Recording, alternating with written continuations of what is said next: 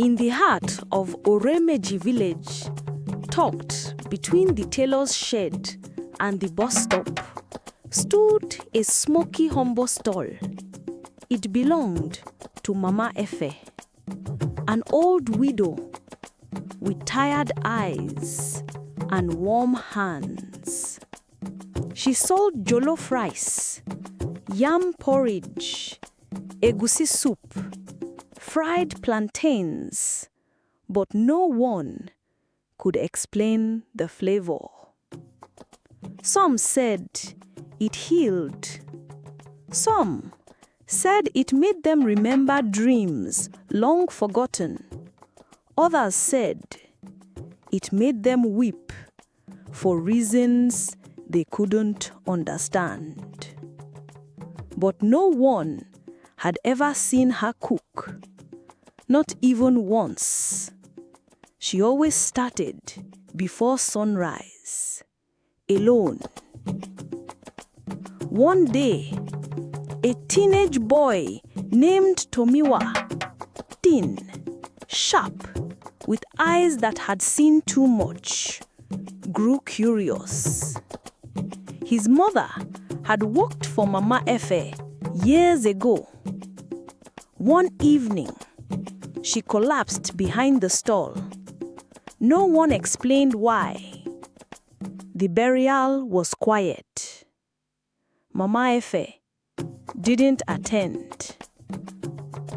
And yet, Mama Efe offered Tomiwa free food every week. Always with the same words. Eat. She would have wanted you to. But Tomiwa wanted answers. So one night, he crept behind the stall and snuck through the back door. He saw a giant black pot, thick with red sauce, boiling softly. But there was no fire, no stove, just heat and a faint hum. He peered inside and gasped. Names floating. His mother's name, his name, etched on bay leaves, drifting in stew. The door slammed. He spun. Mama Efe stood there. You looked inside. What is that pot? He demanded. It is a gift and a curse, she said. She explained. Years ago, during a famine, she had found the pot by the river. It whispered promises that every meal cooked inside it would heal, restore, awaken. But in return, it demanded a life, a soul for a feast, she said. Your mother gave herself willingly for you. Tomiwa's heart broke. I don't want this. You already tasted from it. The pot knows you. He ran, left the village, started over in a quiet town. But the pot found him. One morning, it was at his doorstep, boiling, waiting. He tried to burn it. It returned. He threw it in the river. It returned. Hungry, broke, and desperate, he gave in. He opened a food stall. The taste returned, better than ever. People flocked to him. He fed the poor, the rich, the forgotten. They smiled, they cried, they dreamed. Until one day, he found an earring in the pot and a note. The taste must continue. The pot chooses the cook. You are the flavor now. That night, the pot whispered again.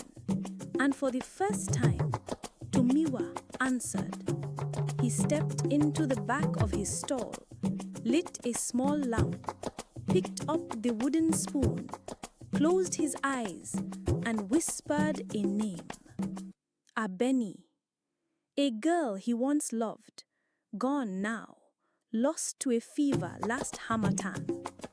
He remembered how she laughed when her stew burned, how she said food tasted better when made with laughter. The pot stilled, no more bubbling, just silence. Then it began to boil again, slow, thick, but this time it spoke, not in whispers, in her voice. Tomiwa. He stumbled back. The aroma of okra soup with smoked fish filled the air. He could hear her humming, faint, fading. He fell to his knees. Tears streamed down his face. People lined up again. He served quietly. His food was different. One woman said, "I tasted my mother's hog in this bite." Another said, "This stew smells like my childhood." A man whispered, "I feel forgiven." But Tomiwa, he felt nothing, just empty. Every night, the pot boiled, and each night, it demanded another name. He stopped choosing strangers. He chose memories. People he missed. People he hated. People he barely remembered. The pot grew stronger. The lines grew longer. One night, he stared at his reflection in the lid. But there was no reflection, only steam, only names, floating endlessly. He tried to stop, locked the pot, buried it, ran again.